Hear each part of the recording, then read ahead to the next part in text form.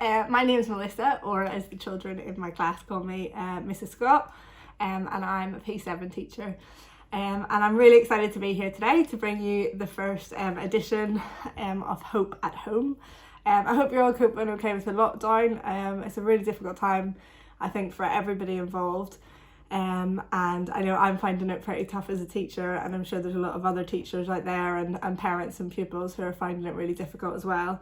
I've been out running and walking in my local area to get my daily exercise, and one of my favourite things about doing it is seeing all the rainbows in the windows, and I just think they're such a lovely way of reminding us all to have hope in this really, really difficult time, and spreading hope with everyone else. So it got me thinking as well about hope and how we've been able to share hope with kids like Debiyso in Ethiopia, who you saw in the intro. And I thought it would be a really good time for you to start to think about actually what life might be like if you were Debiyso, and what his life has been like, and other children in Ethiopia as well, because actually I know lockdown's really, really hard. We have so much to be thankful for, and we can be really, really grateful for how much we have even in these difficult times.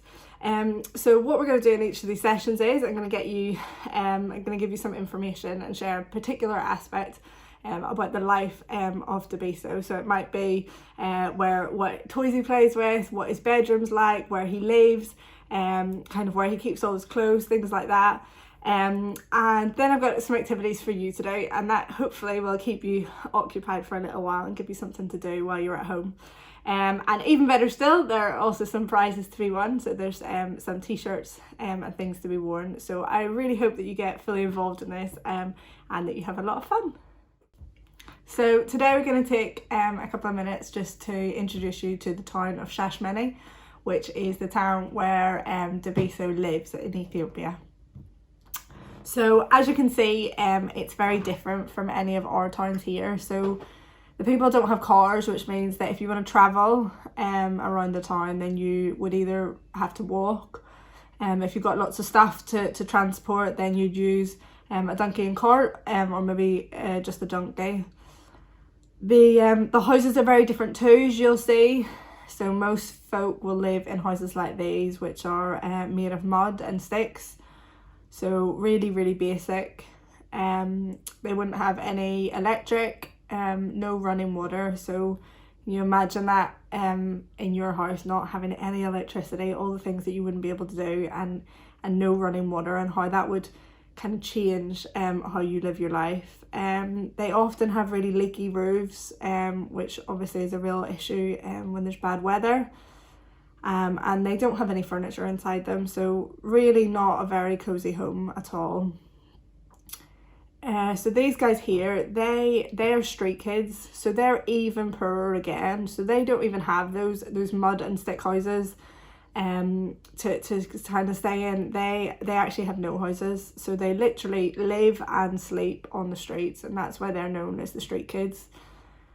These guys were filmed at 1 o'clock in the morning, and you can see there, it's just crazy how they sort of lie on top of each other, and they're trying to keep warm. Trying to get a little bit of heat to kind of get through the night. Can you imagine how horrible that must feel, how different that is to your life? Here's one guy who's pictured at about 6 o'clock in the morning. So you can see that he's got an old sack around him, and again he is just trying to keep warm. He is actually even lit a fire, so he's used some old rubbish to light up a fire to try to get some heat from that. And just behind him there you can see a drainage ditch, so that's actually where he slept, down underneath those concrete slabs.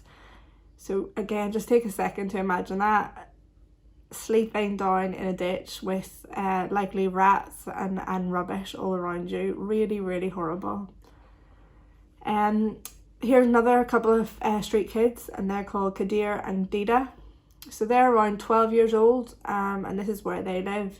So again, they're still street kids, they're still living on the street, but they've actually tried to create what sort of looks like a wee den, because they just want to try and get some protection from the rain and the weather.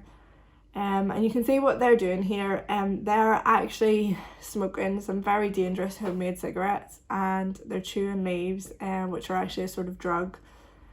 And the reason they do these things is to make their tummies feel fuller, because they don't have any money to buy food, so they want to do something to make themselves to stop from feeling so hungry. So think about what you would do whenever you feel hungry. You pop into the kitchen, maybe ask somebody for something to eat, but this is what they do instead.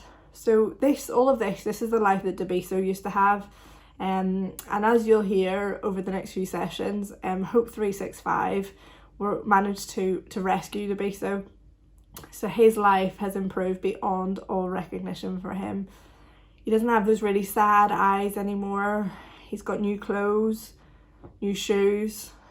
And this is a really, really special picture of Debiyso, because it's the first time that he ever slept in a proper bed. So imagine that for a second. This Debiyso spent every night on the street or in a ditch. He actually told us that he preferred the ditches because he felt safer there. He felt that the bigger boys wouldn't see him, so they couldn't harm him there. So after all of that and sleeping there every single night, just imagine how happy he must have been to get his first night in a proper bed, and how comfy that must feel. You might even want to try sleeping on the floor in your house tonight, and that might give you just some sort of idea of how uncomfortable Debiyso might have been. So I'll be able to tell you a little bit more about Debiyso and the other kids in Sheshmene next time.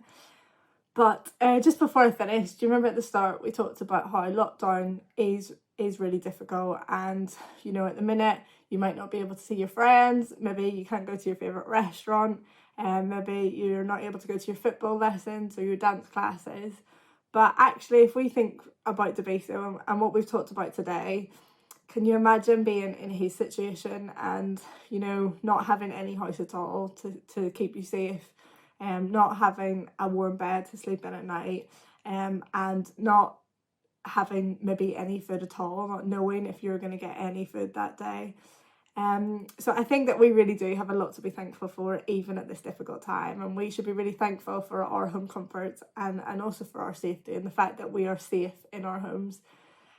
So I really want to challenge you to enjoy each day, even during this lockdown. So I'm going to finish off now, but before I go, children, I have a big challenge for you. It's something to keep you busy. So what I want you to do is do this. You can do this either in your garden, or you can do it in a room in your house, maybe in your bedroom, or you can take over the living room if your parents are okay with that. And I want you to build a den. And I want you to think about, just like Kadir and Dida built their den, building a den about how you can protect yourself with that den. So you don't have to sleep in it like they do, although if you want to do that and your parents are happy, you might want to do that tonight. But in building this den, you can use anything that you can find around the house. So I've got myself some cardboard here that I raided my recycling, and I've also got some cushions and blankets and things. You might also have some old sheets that you can use, magazines, chairs. Maybe if your parents allow you can take the cushions off the sofa, anything at all.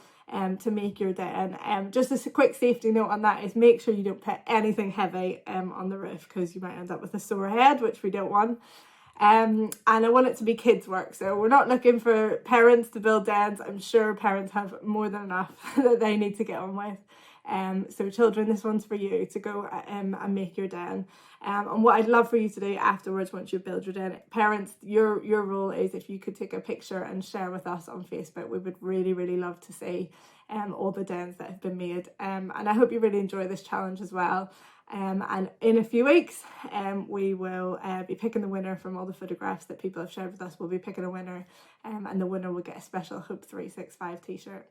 So I really hope you've enjoyed today's lesson, and I'm so excited to see your dens. So I hope you enjoy, and happy building.